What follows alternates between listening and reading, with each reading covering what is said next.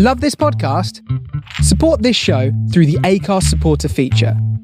It's up to you how much you give, and there's no regular commitment. Just hit the link in the show description to support now. With Candy Crush Saga, the crush is real.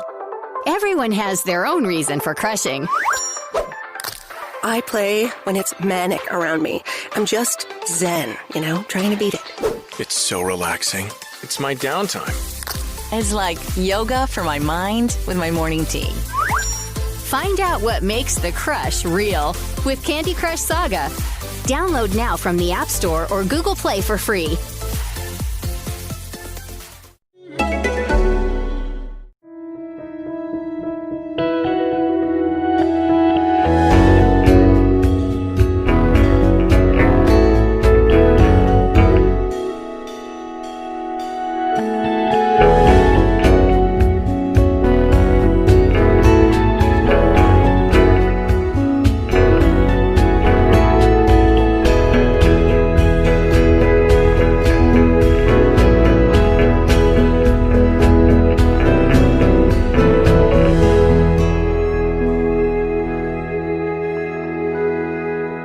And welcome to the Blank Podcast, the podcast where we delve into those difficult moments with some well-known guests. I'm Giles Paley Phillips, and with me in his boot cupboard there's any boots in it in Chesham, it's Jim Daly. Well, I was thinking like a boot room, where you keep all your football boots. Oh yeah, I wish it was a boot room. I wish I was in a boot room. That means I'd be playing football soon, which would be great. Yeah, I do miss that. I don't think they call them boot cupboards. I don't know why. I think it was a cross between boot room and broom cupboard, which is obviously a reference to. Although the boot cupboard with Jim Daly does sound like a podcast. Yes, doesn't it? There you go, mate. You can have that one. I don't know what I talk about. Just my football boots or something. But anyway, How are you? I'm all right. Yeah, it's a really, really hot. It's been really hot here. Down on the south coast yesterday. I think it's going to get up to about 24 today, 25, something like that. It's really hot today. Before our pod, I popped to the to one of the post box down the road to put something in the post, and I was sweating badly. It was It's really hot. Yeah, it's just suddenly changed the temperature, and I think being typically British, suddenly going from wearing coats to flip flops is a transition that I don't find pleasant. Oh, I just stay in the flip flops, mate. Stay in the flip flops and shorts as long as possible. That's my mantra.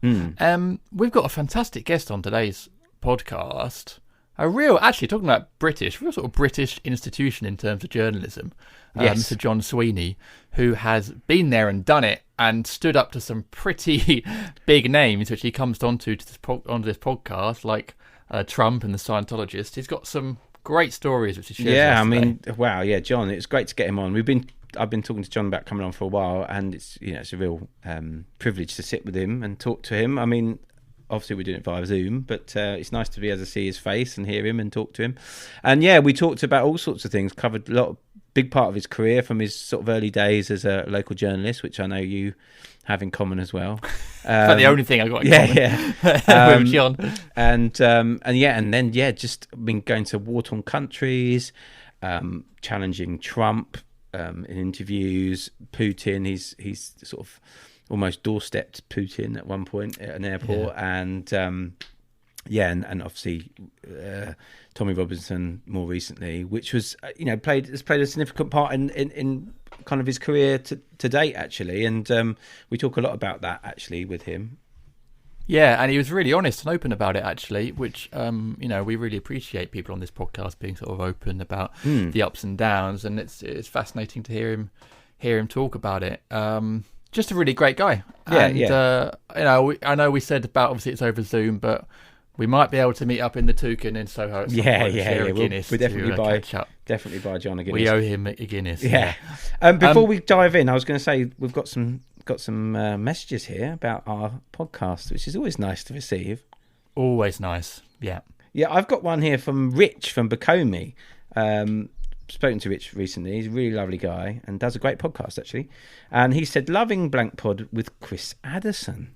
Brightening up this sunny morning even more. Thanks, Giles and Jim. And by the way, the Japanese term for letting books pile up without reading them is... Now, I have to see if I can say this right. Sundoku. Fantastic. It's got a T at the beginning, but I'm assuming it's a silent T. So I'm going to go with... Like tsunami. Yeah, so I think it's Sundoku, which is a really great word. Sundoku. That's great. I'm sure Chris will absolutely love that as well. It's so nice that we've got such a range of listeners, that we've got people that can answer these questions we chuck out there. It's brilliant. Yeah, with the actual knowledge. That's great. So, Rich, thank you so much for that. Have you got one there, Jim?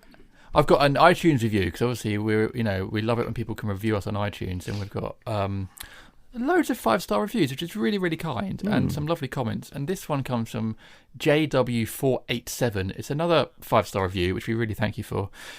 And Jay says, awesome. Such a joy to listen to. Wonderful and compelling interviews. Highly recommended.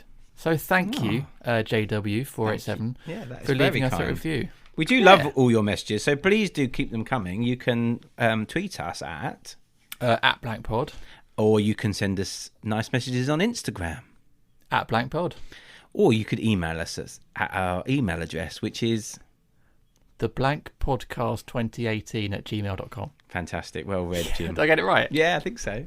I say think so because it might not be. Well, we'll see. All right, let's crack on with our fantastic chat with the one and only John Sweeney.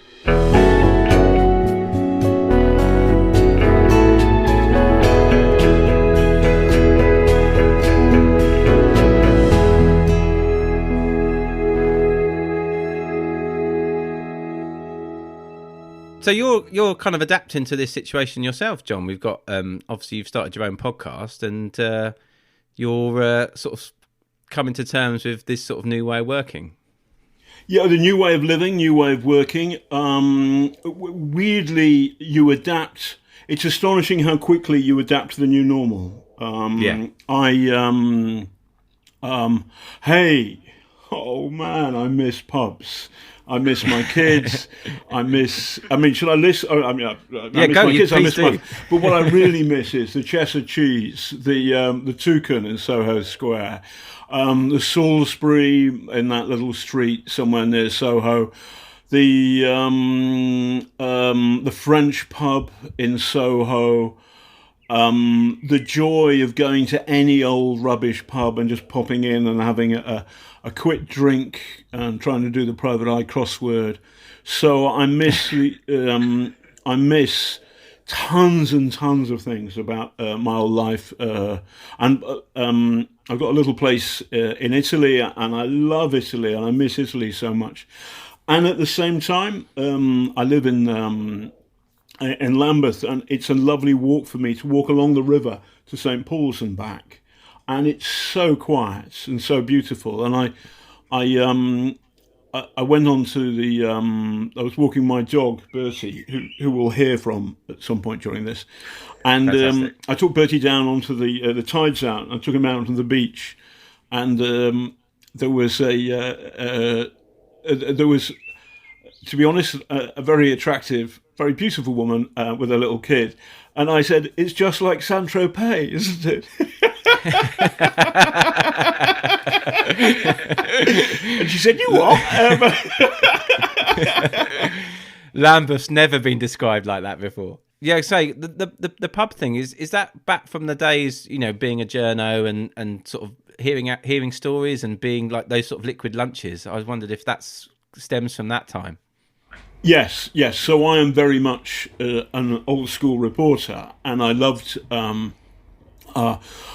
Fleet Street. I worked on the Sheffield Telegraph. I did a story about a con man called Eric Vorza, and he denied it. And eventually he was prosecuted for fraud and was found not guilty. And then I can remember the moment in the dock where he rubbed his hands and he looked at me, and he sued the paper. So one of my less great claims to fame is I helped close down the Sheffield Telegraph as a daily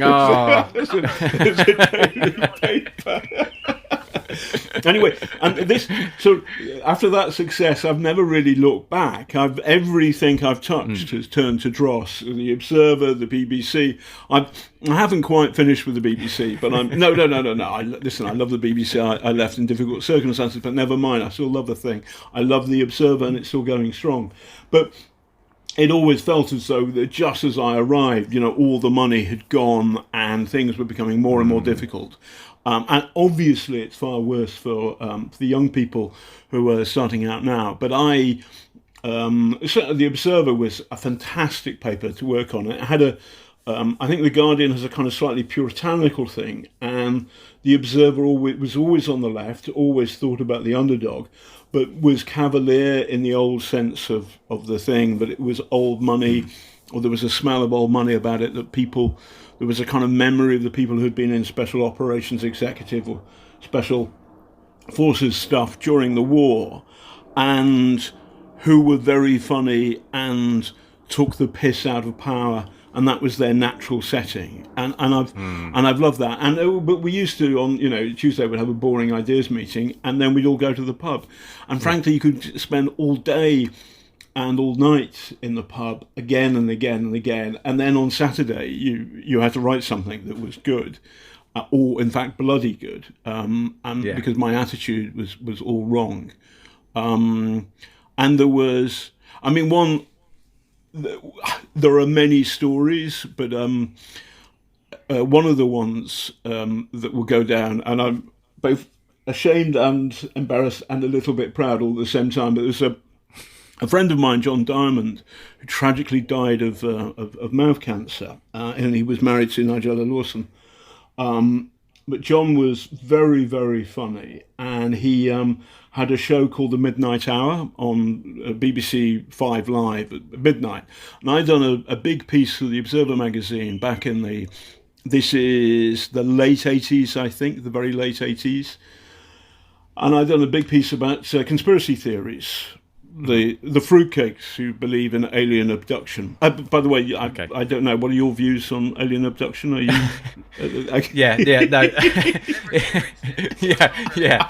Yeah. I've never been probed or anything like that. Okay, so. yeah. Anyway, the space alien probe is coming for you, Giles. So, and he also invited. So what John did was he invited 4 Fruit Loops on his show, and then me. To talk to the other side. So there was a guy from the Alien Abduction Society who believed he'd been abducted by aliens, somebody from the Flat Earth Society, and somebody who believed that the royal family were flesh-eating space lizards. I thought it wasn't David Icke, was it? It was somebody a bit like David Icke, but not David Icke. Okay. And obviously, by the way, the guy's entirely right about the royal family. Anyway, but it was sort of like anyway. So it started midnight, and I lived in Wimbledon at the time, and I thought, oh fuck, I gotta go home. And one of my mates had just come back from somewhere awful, so come on, John, let's go for a swift one. And this was like 6 o'clock. And then the swift one turned into, a 2, and kind of like the virus, the alcohol multiplied. Yeah. And I have anyway, I don't know what happened, but I think I turned up and I was turned away by BBC security because I was away with the fairies. and John had to deal with these 4 nutters on his show, and it ran for 2 hours. And my friend Martin Bright listened to him introduce and Mr. Tharg from the Alien Abduction Society, Mr. Ron Tardis, who believes the royal family are space alien lizards, and the man from the Earth Society, and John Sweeney, who we hope will be joining us shortly. And Martin listened all the way through to 5 to 2 in the morning, and John's last thing was, and then so you're listening to me, John Diamond, the man from the who thinks the royal family space alien lizards, the man from the Alien Abduction Society, and the man from the Flat Earth Society, and John Sweeney, who we now have to assume has been abducted by aliens. and that was and that was a normal week. Yeah. Amazing. Well, John, if it makes you feel any better, I have also closed a local newspaper. Aha, well done. How do you do it? It was the Uckfield Courier. It was my first job in journalism. And it was just over a year, slow decline. Just my general presence being there led to fewer and fewer and fewer. Well, basically, what I used to do was I'd pick up a copy of the rival paper, which was the Sussex Express, read their front page, and just do a follow-up for next week's paper, which it turns out was not a great way to be a local reporter. You're being fundamentally, the internet has killed the economic base of local papers, and I fear that the one of the effects of the virus will be that everybody has got way more tech savvy. I am massively. I wasn't bad, but I am massively better at dealing with the tech than I used to be, and that goes for also. It's one of my best friends, my oldest friend, Jonathan Gebby. He's a rocket scientist, and he actually put the tin can that they fired at the moon, and there was a guy who spoke like Wurzel Gummidge who was in charge of it. So, So my friend Jonathan, whose maths homework I used to pinch when I was at school, and I would always get F, G, H, D, minus, and then A triple star, star, star. Anyway, but he's been teaching his 91-year-old mum how to do Zoom calls so she can talk to the grandkids or whatever, and he said it was easier putting the Beagle 2 on Mars.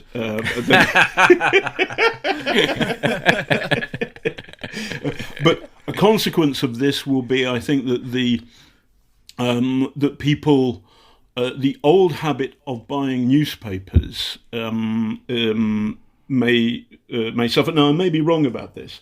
The thing I'm most afraid of in terms of great British institutions that may be in trouble after this, and you've already heard the anxieties, pubs. But I think the one thing I trust Boris and his government to do is to make sure pubs will be okay. I mean, I think they've screwed up time and time again. The lockdown was too late. They didn't get the kit right. They're not doing testing and tracing, which is vital, which is what the South Koreans and the Germans have been doing. But I'm hoping and praying that we don't throw all the good things about the old times away, and I'm hoping that this is going to be like the Spanish flu, and that we're through it in a couple of years, and then we have the Roaring Twenties and flappers and cocktails and everything. Bring back the flappers. Do you think, John, it will give us a greater sense of appreciation of the things that are important in society, like pubs, like local news, like these connections we have to each other? It will make us sort of reassess things. Yes, I feel massively. I mean, I'm a freelance, and I'm screwed, and I'm earning a little bit. I've got doing a podcast for a Hollywood company, a test one, and I'm doing and I've got my books, which are earning a little bit of money, but not much. But I don't really care. I'm not starving, and I care that my kids and their loved ones are okay. I have to say, my cousin, who's 74, Paul Sweeney, he's died of the virus, and he was a very, very, very funny man. The moment you walked in the room, he would sort of hit you with a joke. No, like I love a joke, I love a story. But Paul and his older brother Keith, who passed away quite a bit before, they are screamingly funny and would shut me up. Can you imagine? Anyway, he died of the virus, so I know somebody who's died of the virus. But I feel absolutely that I care very much about friends and family and friends in that order. But I really care about them, and I realise how much I love them and they love me. I mean, hey, listen, let's not get too soppy. My daughter accused me of being David Icke the other day. I've been defending Professor Neil Ferguson, and because I think what he did was wrong. Your listeners know who this guy is. He's Professor Lockdown, and and I think he's been got at in some way. And I think the man is a hero because he put out the mathematics, which I believe has saved thousands of lives. And I think it's a bit creepy, and it makes me uneasy that he was got at in the pages of the Daily Telegraph and all of that. But no, anyway, my my daughter, who likes to have a go at me, she said, "Hey, you're like David Icke," and I said, "Oh no, don't say that," But I treasure family and friends. I treasure how clean the air in London is. It's really beautiful, and I only go to the supermarket on my bike. It's a kind of exercise. I load it up, obviously, with alcohol, and then a bit of salad on top of the bottles. And then I and then I have to wheel it back because I've overladen it with too many bottles of nice Italian red and not enough salad. But it feels the air is really pure and clear, and I feel we've got to be greener when we're through this. Do you think there'll be a lasting legacy, or do you think we'll just revert to type? That's a good question. I hope. I think that cycling in London, cycling in Britain, is a really good thing, and I think that I would hope that we are going to end up more like Amsterdam and Copenhagen, for example, in London. So we really work at it, and we make the bike lanes safe and good, and keep that. I think that pollution in central London has been far too. I mean, you can see the sky, you can see the bits of the moon incredibly clearly, and stars and everything. And you think, oh, this is worth keeping. Now, so I feel significantly more green, and I would. I'm gonna. I think that's the thing. I think people like nurses and carers and bin men. I mean, like the other day, my bin man came and I was just walking out, and I said, "Thank you very much" to the bin man. And I don't think I've ever said that to him and meant it. And I felt that I think that society and me has moved 10 degrees to the left. I believe in society passionately. I believe that for too long we have given rich people and rich organisations too much leeway, and they've got away with a kind of murder, or at least a kind of theft. Actually, not murder, but they've got away with the theft of the rest of us. And we've got to police things like tax havens. We've got to say to the sunny places for shady people like Jersey, Guernsey, the Isle of Man, Malta, I'm sorry, you're not playing this game anymore. You and your fancy yacht, you've got to pay tax. And if you're getting a bailout from the government, you pay tax, because this is going to cost. It's going to cost all of us, but it's going to cost the young a lot of money to get right, and we've got to be fairer. And also at the same time, suddenly you've got a Labour leader who is smart and forensic. And the Tories are afraid of him. Now, he's not. I want Keir Starmer to be more exciting. I want him to, to admit to. I mean, he probably hasn't even smoked dope at university. He says straight.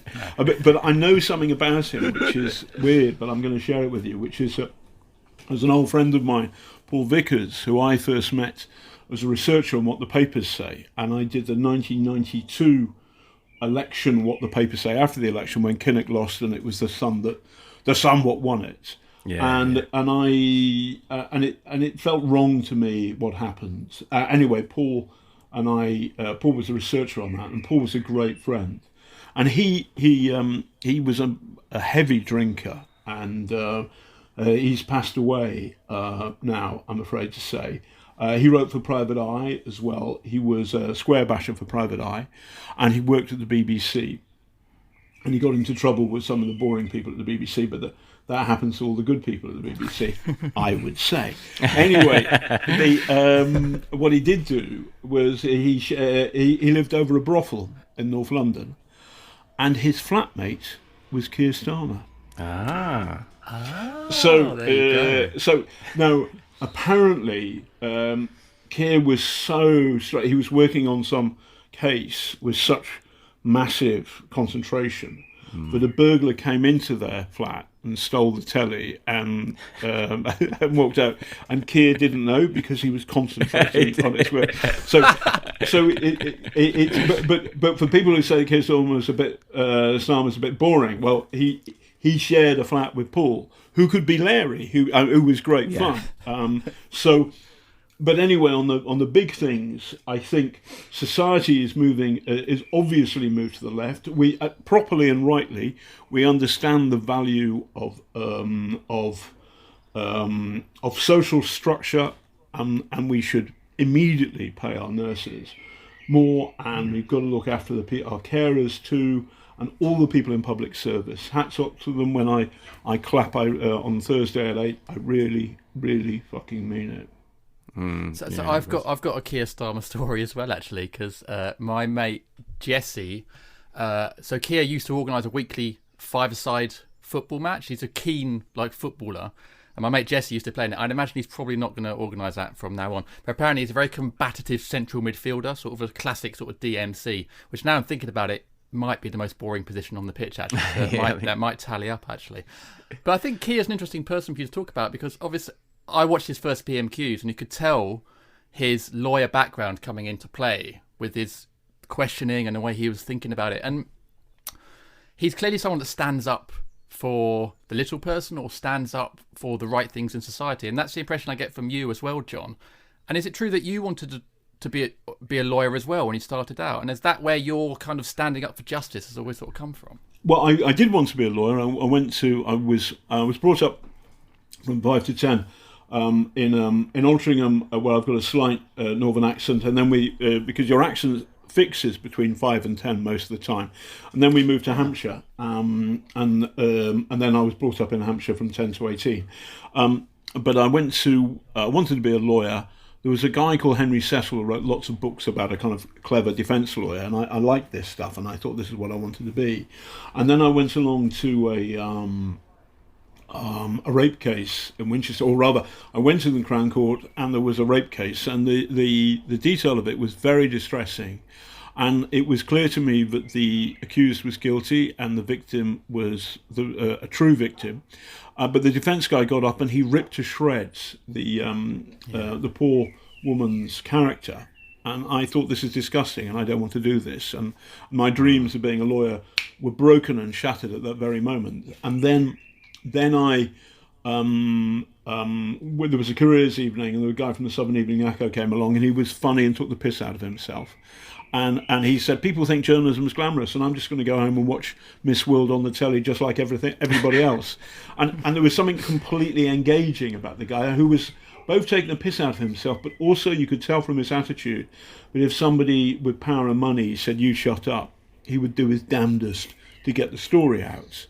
And there was something about that I loved. And then I worked. I've always been a good storyteller and a good writer, and I managed to write a good letter to The Economist, and I was intern there.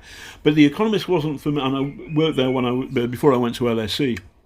But it was stuffy and a bit up its bum. And anyway, they got rid of me, and then I got a job after university at the Sheffield Telegraph. And I can remember walking into the newsroom, my first day, new boy, and a very pompous guy, fat guy, picked up the phone and went, business? He was the business editor. Business? And then a very attractive woman picked up the phone on the news desk and went, pleasure? Taking the piss out of the business guy. And then I'd heard the editor was a man with a beard, and a man with a beard came up to me, and I said, are you the editor? And he said, am I the editor? Fuck off. And I said, well, where's the editor? I've got no idea where the fucking editor is. He's probably in fucking China for all I know. And that was it. Welcome to the Sheffield Telegraph. And there was a kind of, it was on its last legs because of the collapse in advertising, or the slow undermining of advertising and the slow loss of readers. But nevertheless, there were some beautiful writers and wonderful eccentrics on the paper, and it had the kind of the architecture of the grand paper, which was slowly crumbling. But nevertheless, it was a wonderful 4 years to learn the mistakes and all of that. And I loved it. And I still love that thing of storytellers and newspapers. And I'm a lefty, but there are people on the left who hate newspapers. And I never. They hate the Sun, they hate the Mail, and there are people I know on the Sun and the Mail who every now and then get in touch with me and tell me stories they haven't been able to do, and I know they exist. And there are times, I can remember there was a riot in Southall where Blair Peach was killed in '79, and the Mail ran an enormous spread, and it ran detail and stuff like, for example, in the police coach and the steamed up windows, one of the coppers had written NF in the steamed up windows, and that was the detail in the Mail. So I'm afraid I have proper respect for the business of gathering news, and I think what Trump has done has been to poison the reputation of journalists across the world, and I think he is a very dangerous man. Fake news is the attitude of a tyrant, not a Democrat. And you've met him, of course. I've met him 3 times. He's. Can I say this? Can I say what I want to call him? He's such a cunt. He's such a cunt. He's so. He's so. We were hoping you would. He's so transactional. So I met him first of all in 2011, or 2012, and we were doing a film. James Jones, the filmmaker, and I were doing a film about the Mormon candidate, about Mitt Romney. And we went to see Trump. We were in New York. We had some spare time. We phoned up Trump, and Trump said yes because he's desperate, right? He's not and he was sniffy and snotty about Romney's bid, and we looked at the cut and thought, actually, he doesn't tell us anything of any interest. He's a self-publicist. He's boring. And we went snip, snip, and he never appeared in the show.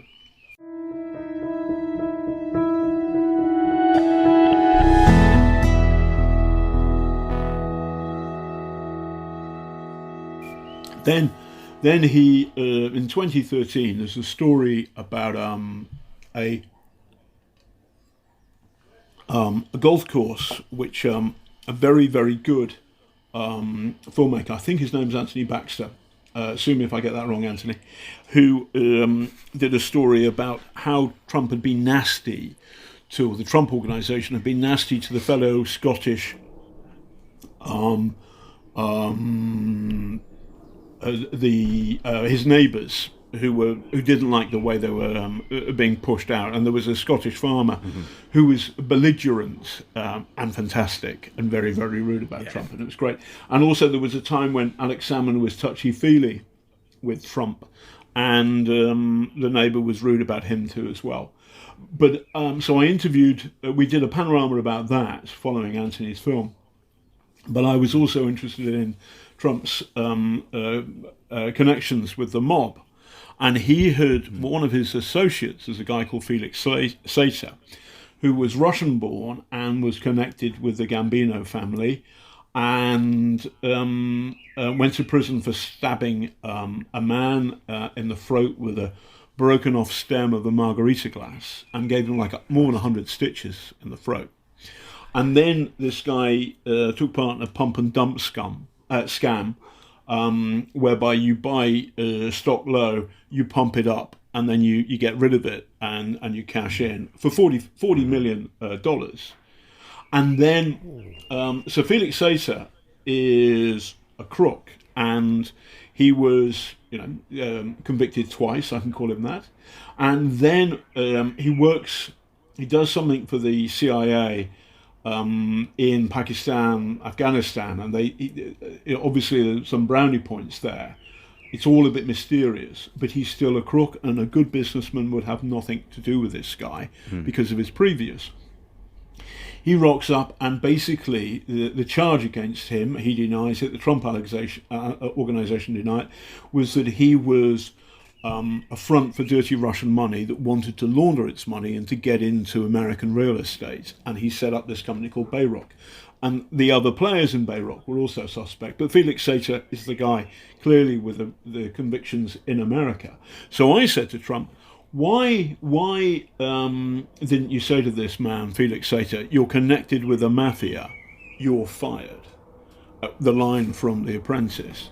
And Trump invented a meeting and started walking out. And as he's walking out, he offers my hand, and I say, no, I'm sorry. I put my, I remain seated. I don't shake his hand, and I ask him, why did you buy your concrete from Fat Tony Salerno? No. Even on, what was your paper, Jim, called again? The Uckfield Courier. The Uckfield Courier would know that Fat Tony Salerno was not the Bishop of Bath and Wells, but was in fact a big player for the Genovese crime family and the man who ran the mob's concrete racket in Manhattan. Yeah. Trump Tower was concrete. It's a good question. He didn't answer it. My producer, she had a crush on Trump. We didn't. Wow. We had our arguments. Judith, great colleague, but this wasn't. Anyway, we had an argument about this, but never mind. She put her head in her hands and went, and she's Scottish, and went, oh. When I asked about why did you buy your concrete from Fat Tony Salerno, Judith went, oh no, John, no. And put her head in her hands. And then, so the Trump organization put out a video, mindful of Sweeney's disgusting behavior in North Korea. We decided to tape his interview with our Donald Trump. Look at the disgust on the face of the producer when he's rude to Mr. Trump. And then, oh no, John, no. And then the voiceover goes, well, if you missed it, here it is again. Oh no, John, no. But the funny thing was, then there's an inquiry into Trump's relationship with Felix Sater in relation to some complicated lawsuit against him by some of the investors who feel that they were ripped off by the Trump organization, where it's important for Trump to deny the fact that he knew who Felix Sater was. And the, oh no, John, no, the attack video on me was proof that his denial was a lie. Yeah. What's astonishing is Trump is still polling, numbers in 40% plus in the United States. Yeah. He's an enemy of democracy. He's an enemy of truth and justice. He's, when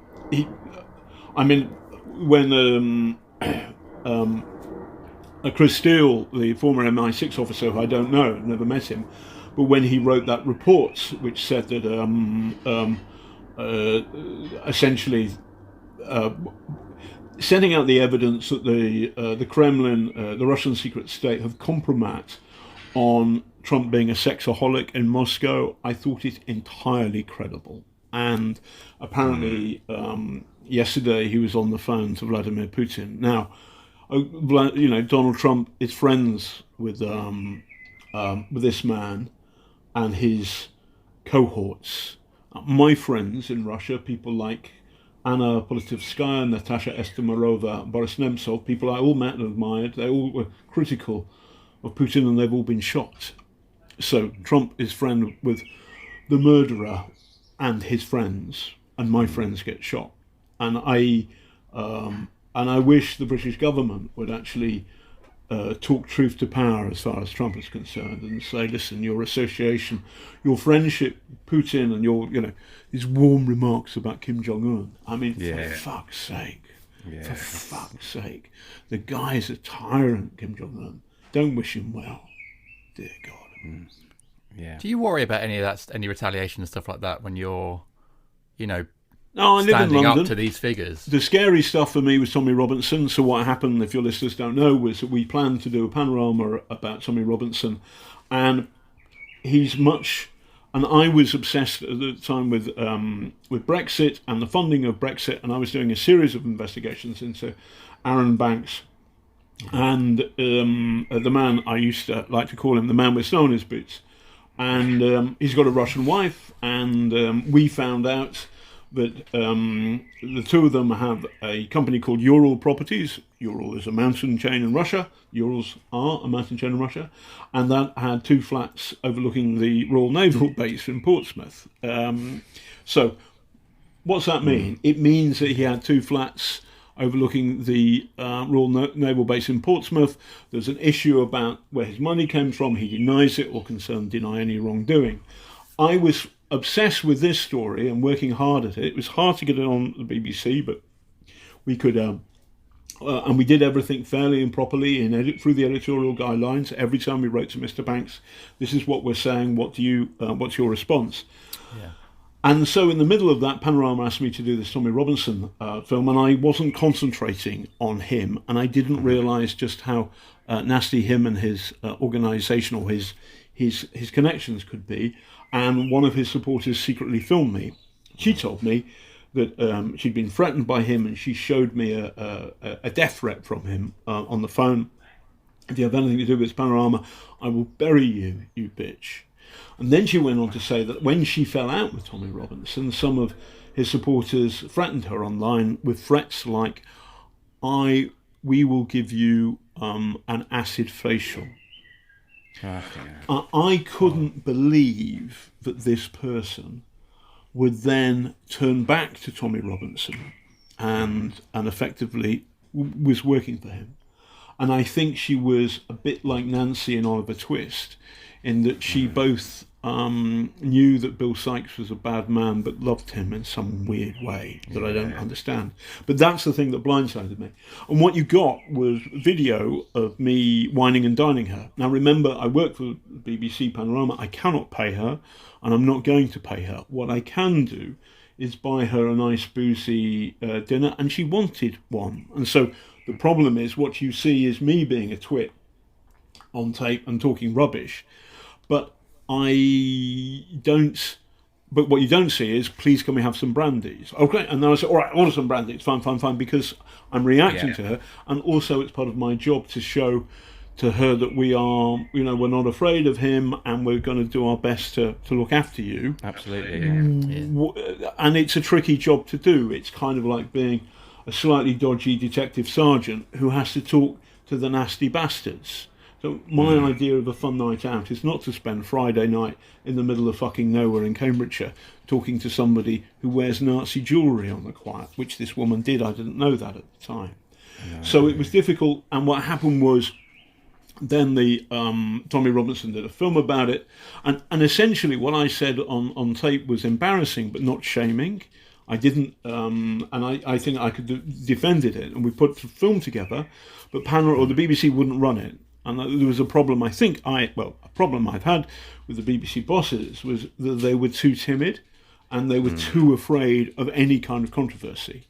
And so eventually I was in an awful position of being attacked very much online, death threats and horrible threats to me and my loved ones online and in person, because I'm a well-known face.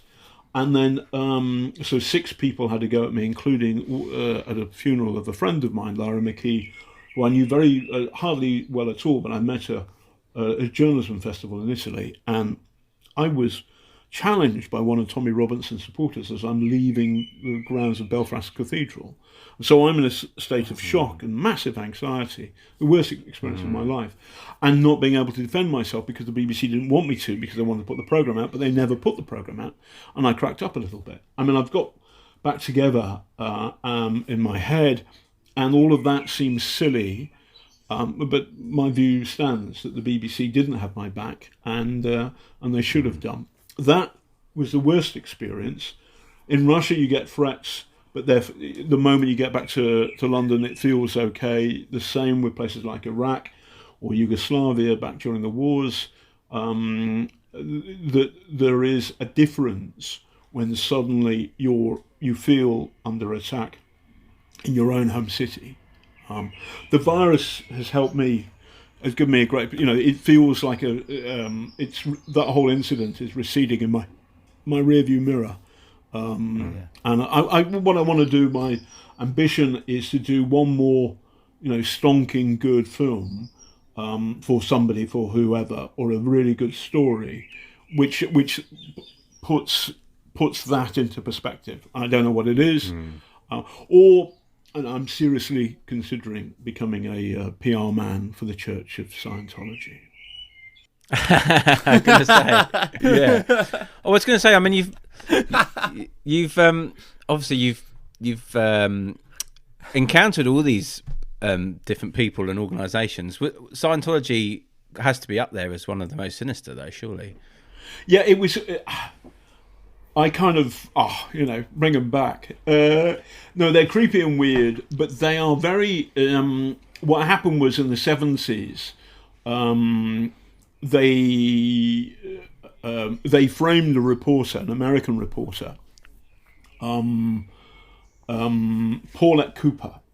They used to frame all sorts of people and then knock them out. This is what Tommy Robinson, in a sense, did to me. Now, I helped him frame me, but actually his frame was small and unfair, and we should have said, never mind, this is part of the attack. I mean, Scientology said that I was mad, bad and dangerous to know, and they put an attack film, it's called Black Panorama, it's out there somewhere, saying that I'm psycho, and I can remember Simon Hoggart, who's very, very funny, a writer for The Observer and The Guardian. He's dead now, but he used to write brilliantly funny political sketches. But he when I lost my temper at the Church of Scientology, he just wrote, "You've got to understand that's how Sweeney orders a cappuccino," which it isn't, by the way. But they were, anyway, after this attack on Paulette Cooper, eventually they started. Scientology went crazy and started burglaring FBI officers, and eventually the FBI raided Scientology's headquarters and found the evidence of this dreadful operation. And so since then, Scientology harasses and intimidates, throws money, fires off lots and lots of legal threats, and has you followed by private eyes all the time, but won't do anything which will cause a court case. And once you know that, then you do that. And we had on that film, we had a brilliant producer, a great friend of mine, Sarah Mole, and she's from Essex. And she said, "Hey, John, you seen Jurassic Park, ain't ya?" And I said, "Yes, I have, Sarah." And right then, you know that bit that the tethered goat and the T-Rex comes for it? Well, John, you're the tethered goat. You can bleed, can't ya? And that's exactly. By the way, her friends might say that she actually doesn't talk quite like that. But if I got we did the previous year. We did a film about the Kabbalah Center, which is a crazy cult that Madonna was into. And having done the Kabbalah Center, we thought, fuck it, let's go for Scientology. But there's a moment we sent in an undercover reporter to find out what it was like inside the Kabbalah Center, and so I was allowed to write the scripts, which included this point, because Sarah was the undercover investigator, and the script line which appeared in the program was, "So we decided to send in a mole." And part of the joy of what I used to do when I was at the BBC was to write like about 40 gags for a panorama, and then just see how many we'd get through. And they would, they're so boring and scared and careful and actually good for me. And it was always a good relationship. And I miss the gang, I miss Panorama, and I wish them well. But they would knock out like 37 of the 40 gags, but that would be 3 left. And each one was a fucking victory. And there was, we did one, I did one about Putin Putin's Olympics and talking to the opposition, and they built a stupid fancy road to a ski resort, and Boris Nemtsov said it would have been, this road cost $5 billion, enormously expensive because of corruption in Russia. And Boris Nemtsov said it would have been cheaper to have paved this road with Louis Vuitton handbags. But also, Putin had a villa, Luna Poliana, and I said, so not far from here, Putin has a secret mansion in the mountains. It's called Lunaya Poliana Luna Moonglade. And then we got the music from the satellites in You Only Live Twice. Do you know that? Perfect. And we overlaid it. And then we sort of like, we stuck it there, and you just wait for Andy Head, the executive editor, Panorama Belfast, who's a Puritan. And when I was pissed off with him for some reason, he's a brilliant journalist and a good bloke. I was pissed off with him, and I sent a Ladybird book, because in the Ladybird book they had a Puritan with a sour face looking at people dancing with a maypole. It was one of those Ladybird Tudors and Stuarts. Anyway, I ended up ordering the wrong book, and they sent the wrong book, and he just couldn't understand why somebody had sent him something about Anglo-Saxon. but Andy, for some reason, let the satellite stuff and this piece of camera, they call it Moonglade. And then you hear the Bond villain music. So those are those are happy moments of stuff. I was talking the other day. We did a great film, which I'm very proud of, about the post office locking up postmasters for stealing money from their post offices, where in fact there was something wrong with their computer, and their computer was changing the numbers, and it was making innocent people look crooks. And Andy had a great idea that I would ride a really knackered 1983 post office telegram moped that they used to deliver telegrams, and I would drive this. And they found there was a sub postmistress who had almost gone to prison and was a lovely person, and one of these wrong postmistresses. She lived in a lovely hilly bit of Hampshire.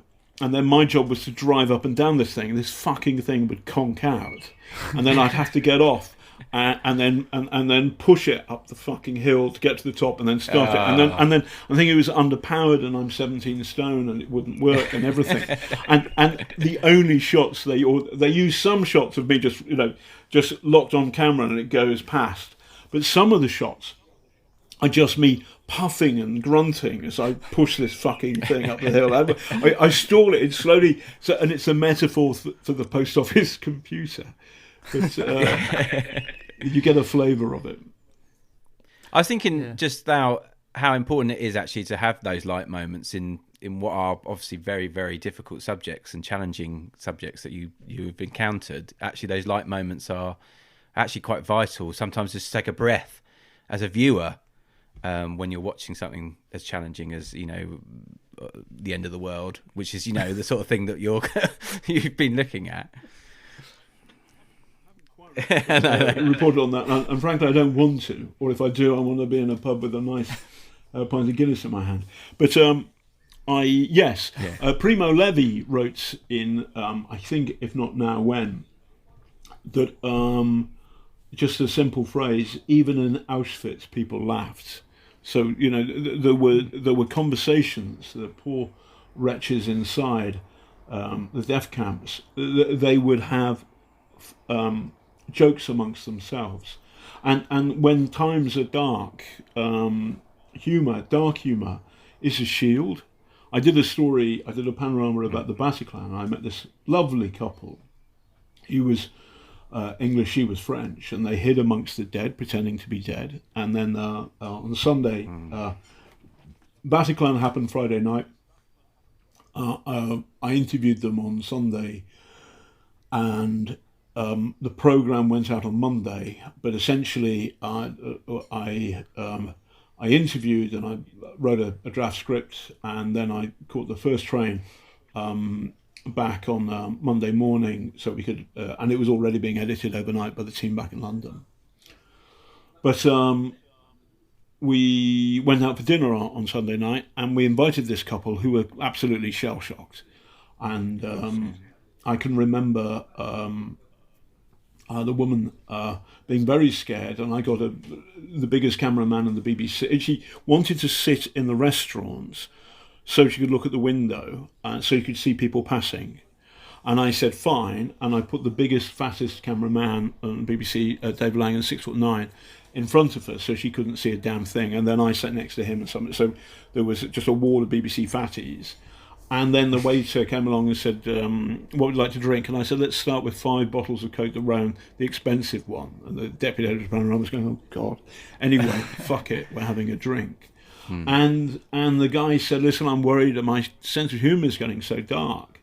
And I said, no, this is your shield. Hold on to your dark sense of humour. And then we did a whole series of, dark stories. And other cameramen, other producers around the table all chipped in. And at the end of it, the bloke said, John, this has been such a funny evening. It was almost worth it. Now, I actually feel kind of proud of. I know that's hey, go see a psychiatrist. I've seen too with the Tommy Robinson thing. I was in trouble, and actually, weirdly, just making the decision, all right, I'll go and see a psychiatrist was the moment I went on the recovery, and also I had a secret weapon, which is I'm in a dispute with the BBC, like they're trying to get rid of me, and I'm saying, well, I've been driven a bit crazy, but because I was work-related stress. So the issue was this work-related stress genuine or not? Was I, gilding the lily, or was I in trouble? So let's go see a psychiatrist. And the moment I thought things were going to go well for me was when the psychiatrist said, I saw your documentary on Scientology. Because Scientologists hate psychiatrists. And I am, weirdly, a poster boy for international psychiatry. They love me. And I have done a gig at the Excel Centre for International Psychiatry Symposium, where I got Sir Simon Wesley, then the president of the Royal College of Psychiatry, to dance to Saturday Night Fever while reading out John Travolta's rubbish about Scientology. And if you've ever seen the president of the Royal College of Psychiatry dance, then he is no John Travolta, folks. But humour, and this is kind of like, it's VE Day today, 75 years since we defeated the Nazis. We helped defeat the Nazis. Obviously, the Russians did the lion's share. The Americans paid for that, and they had fantastic economic stuff. But we held out when everybody else was in grave trouble. And so, but the things that I read, I'm fascinated by the Second World War, but the books that make it come alive for me are the books which are funny. So Spike Milligan's Adolf Hitler, My Part in His Downfall, is a screamingly funny book which takes the piss out of the British Army the whole time. And then there are tiny moments when there's, he's in a London regiment and they're on the coast having a good time, shagging and finding beer and drinking and not doing much because the Germans haven't arrived. And they can hear and see the bombers going to London. And then there's this awful moment that the men are okay, the soldiers are okay, but what about their wives and children and loved ones back in the city? And that stuff feels very moving, but also the jokes. And the jokes, there's a guy who died recently, Berries. It's a lovely wine shop, which I can't really afford going to, but the moment this is over, I'm going to go to Berries and buy myself a fancy bottle of nice red. And the guy who ran it, who died, his obituary was recently, he was in destroyers. And it was all fitted up for the Arctic. And then they sent the destroyer to Malta. and so that they're in the everything is wrong. There's no coolers, there are only massive heaters, and they're in the and they work their risk their lives every day in the siege of Malta. And then finally, the thing is so smashed up, it has to go into dock, and they fix it up for the summer. And then the moment the ship is ready, off they go to the Arctic convoy. Oh God! And there's this awful sense that this is how it is. That Gustave Flaubert read this. It's a lovely line. Our ignorance of history makes us slander our own times. Things have always been like this. So I do hope and pray that we'll get our lives back. Pubs will be back open. We'll miss all our loved ones who've died in this awful fucking thing, but we'll get through it. I was going to say, obviously this podcast is about blank moments and difficult moments, and I was just going back to that that time that you have, you've parted from the BBC. Has that been your most challenging thing that you've had to deal with during your career? It felt like it at the time. Now it feels, I can put it in perspective, and it feels. Listen, I'm talking about it, and it's fine. And I want to.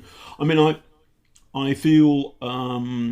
Yes, it was probably the worst moment because I had two enemies. It felt like I had two enemies. I had the enemy in front of me, Tommy Robinson, and I had the enemy behind me, the BBC, or rather, the people who should have been supporting me were somehow not there, and that was very, very challenging. And yes, so that's the darkest moment of my professional career. I physically, obviously, I've been in places like Sarajevo in '92 and. Yugoslavia, Iraq, Africa, Afghanistan, where you can, get blown up, step on a mine. I've been about 1,000 yards from a bomb in Chechnya. When a bomb falls, the earth shakes. It's really, really terrifying because the mass is, it's like dropping. It's the weight of a big old car.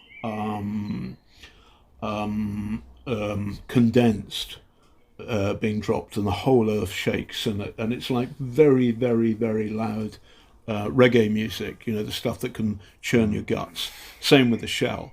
Physically, that's more frightening, but the worst thing is the psychological thing of being got at online and not being supported. But I feel I'm through that. I still feel angry. With some BBC bosses about that, but I also feel the BBC is a good thing. I will always pay my licence fee. The BBC should be cherished. I'm worried that this Leave.eu government doesn't get that. I think the virus has probably saved its bacon. I hope so. It's part of our culture. It's part of what it is to be British, and we need to defend it. Absolutely. Yeah, I guess when you're putting yourself in those kind of dangerous situations, you need support. You need someone getting your back. We all do anyway with all the jobs we do. But I think when you're, in your particular career, you're putting yourself out there, trying to deliver these stories. You need someone keeping your back. That's the basic. Yes, one of my best mates, Andrew Billen, who's a lovely columnist and interviewer for the Times. His dad, Roy, was in the bombers, and I think he did 70 missions. And we were talking about the dangers of going to Sainsbury's. And Andrew said, I've got to say he's sort of like, and what he's doing is he's shopping for his missus and his daughters, and also there's an elderly couple across the road from him in Oxford, and he shops for them too, so he has to do a big shop. And he said, there are times when, I think to myself, is this what my dad felt as he was going over Berlin again? And then he said, well, no, it's just going to the fucking supermarket. But I miss. Now, one of the problems is that as a freelance, I've been waiting to establish my name as a freelance thing, and it's hard to get the balance right. And both the election and now the virus have slowed that down. But to be fair, my cousin Paul accepted all my, and he wasn't a very healthy man, to be fair, but very, very funny. But nevertheless, all my loved ones, and in particular the young ones in my family, they're all good. And I can feel, I think the lockdown is right, and we should the longer we carry on the lockdown, the more fun we can have in the summer. And almost certainly there'll be another lockdown and another peak and more deaths. Though I know from my experience in places like Yugoslavia and Iraq that societies become calloused, so that after a time, because we're used to the new normal, then we will go, hell, we've got to balance this stuff, right? Because we've become effectively more brutal. But and that's just the truth of human condition. I don't want to be critical of people, but yes, that time was grim. I feel through it, and therefore I'm looking forward to make fresh trouble wherever I can. I'm looking forward to you doing that as well. Yeah, I am too. I was going to ask you just one more question about you obviously got your new podcast, The Last Call, which you do with Michael Weiss. And the main question that you started off the podcast with is which country's more fucked, the USA or the UK? And I know you're still sort of going over that question, but current standings? Oh, it's got to be Trump, isn't it? Yeah. I mean, nobody listens to this, right? Yeah, okay. So don't tell Mike. Yeah, no, there's no comparison. I mean, also these morons with machine guns, assault rifles. They're machine guns, who then go up to I don't believe in science. Now this is a real problem. The collapse of newspapers is if you were a nutter and you wrote a stupid letter to a newspaper, the newspaper wouldn't print it. The internet doesn't do that, and so there's a real danger. There's a real danger. Yeah. I feel. No, it scares me because it undermines. It doesn't kill democracy, but it undermines it and debases it, and that's something that worries me. But I think America is more dangerous. I just want, for a second, I want to talk about something. I've written a novel called The Useful Idiot, and it's set in Stalin's Russia in 1933, and there was a terrible famine. Maybe 7 million people died. More Ukrainians, or many Ukrainians and Russians too.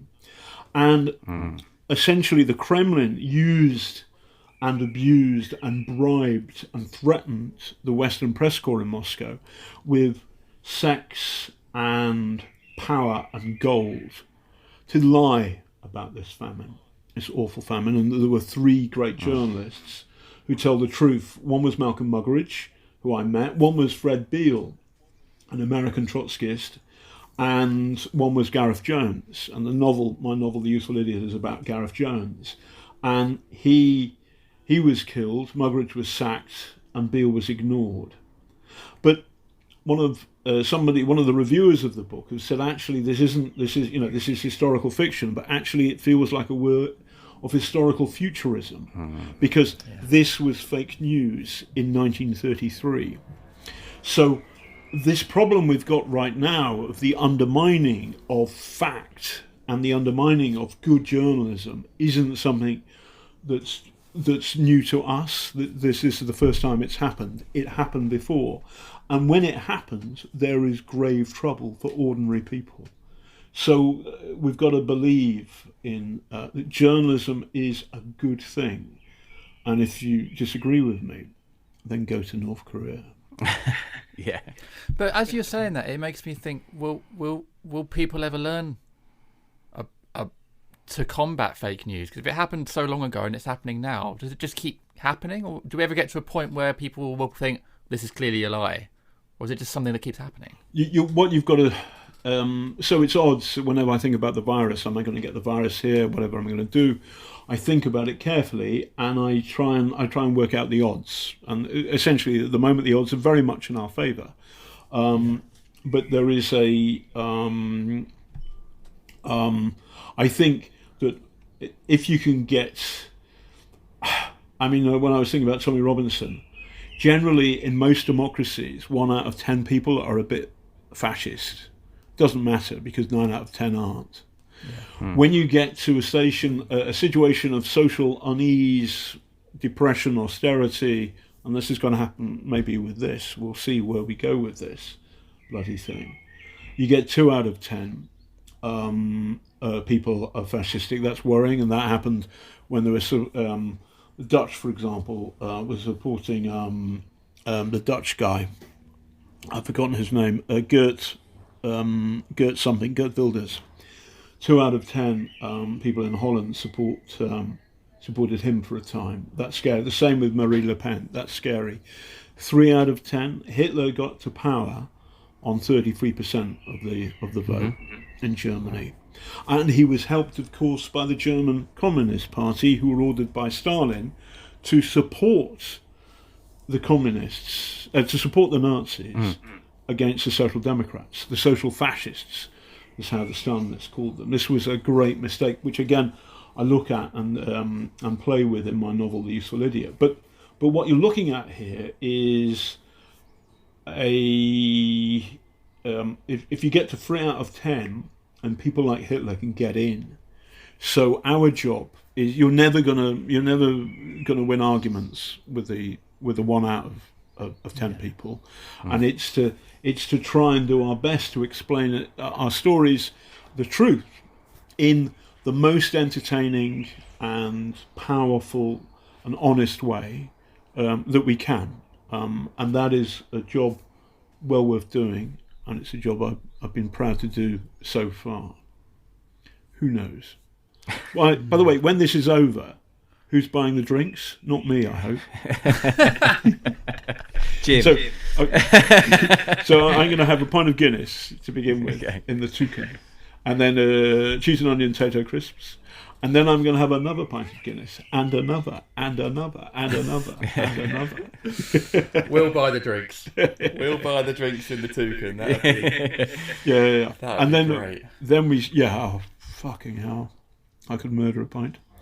I understand the lockdown. I want it to continue until the numbers go down, and then we can muck about fairly and properly. Yeah. But I miss the old life, but there we are.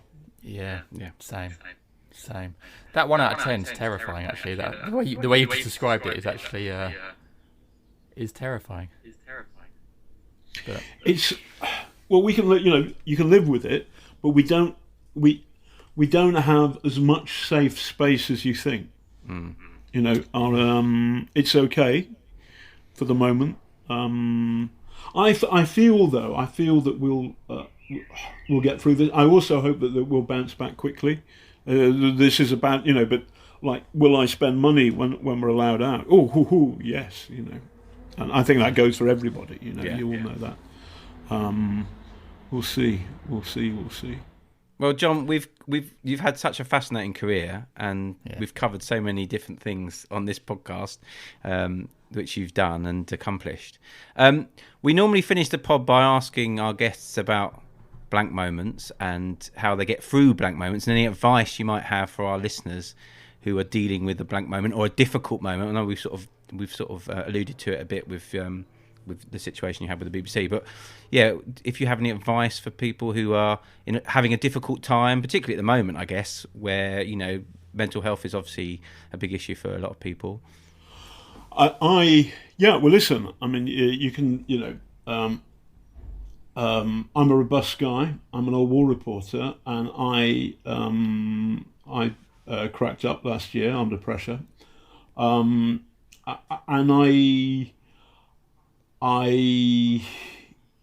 was eventually able to understand that my old career was over, and that helped me. Getting help helped me. Seeing the psychiatrist really helped me. And it was kind of like, weirdly, the moment I was in the waiting room, I thought this is going to be all right. The waiting room was the worst bit, actually.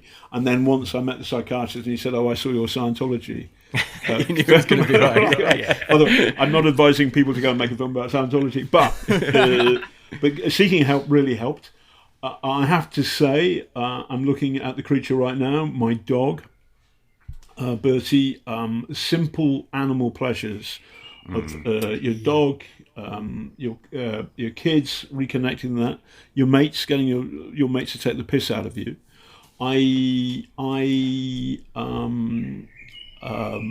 that really helped me.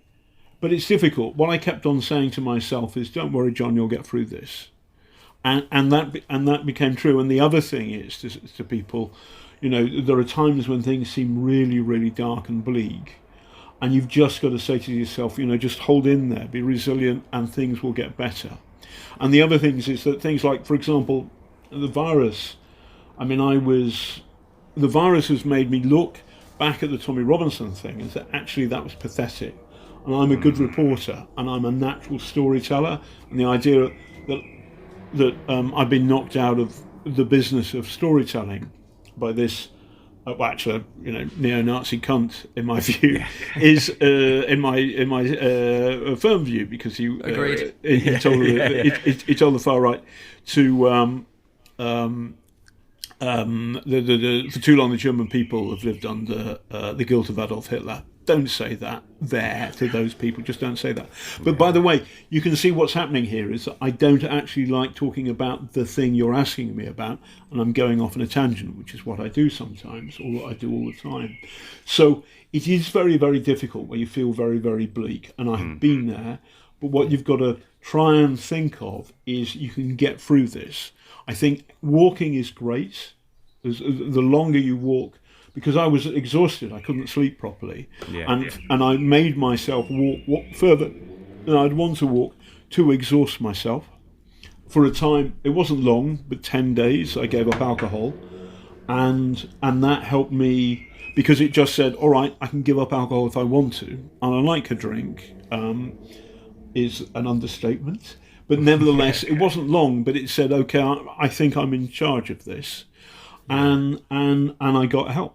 But you to everybody who's listening, you can get through this stuff. And then, the dark clouds lessen, and then suddenly there's a chink of sunlight, and that sort of tunnels through.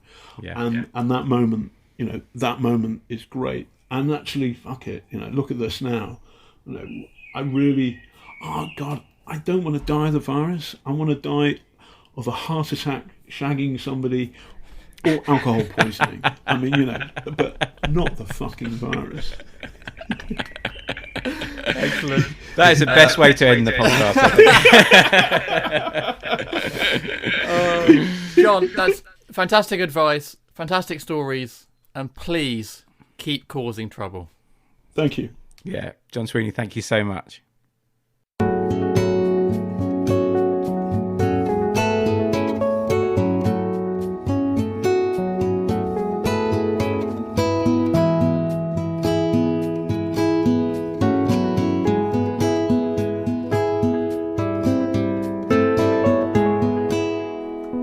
Well, there you go. We said it was a good chat, didn't we? Some of those stories, incredible. John has done so much stuff in his career. I mean, you start to sort of talk about one particular area, and then John will say, "Oh well, there was a bomb that went off right near me in Sarajevo," and when talking to Donald Trump about the mob, and I mean, just incredible. Probably the ideal person to have as a dinner party guest, I think. I was thinking that. Yeah, I'd love to spend an evening with him in the pub chatting over all this stuff, because just a fascinating individual. All the little stories, all the producers that have got their head in their hands when he's asking Trump these questions. Just great sort of behind the scenes stories. And actually, weirdly, I know I was sort of saying on it, like when he was describing about the 1 in 10 being a fascist, and then the way that changes with kind of media manipulation and when society goes through things. And that was quite a terrifying way to put it. But actually, the way then John goes on to explain that, and the way we end the podcast, actually sort of made me feel sort of better about things. So I think when I'm feeling down, if I could just give John a call just to help me kind of make sense of the world, I think it'd be a very useful person to have on the end of a phone line. So, absolutely. Yeah, no, it was a lovely way to end as well. And I mean, at the end of the day, John is a great storyteller, and I think that's what's come across. Well, and that's his career. That's what's been his career. Absolutely. And that is the brilliant thing about storytelling. It allows us to tackle difficult subjects in a way that is compelling and sometimes it can be discomforting, but other times it can be very reassuring. So yeah, exactly. And I'm looking forward to seeing what John does next as well. You know, his brilliant podcast as well is definitely worth a listen. Yeah. And he's I'm excited to see what he does next as well. So thank you, John, so much for joining us on the Blank Podcast. And that wraps up another episode. So go and enjoy the sunshine, mate. Oh, you too, Jim. Go and spend some time with your lovely family. I will do. You too. Take care. Have a good week. And we'll see you again next week on the Blank Podcast.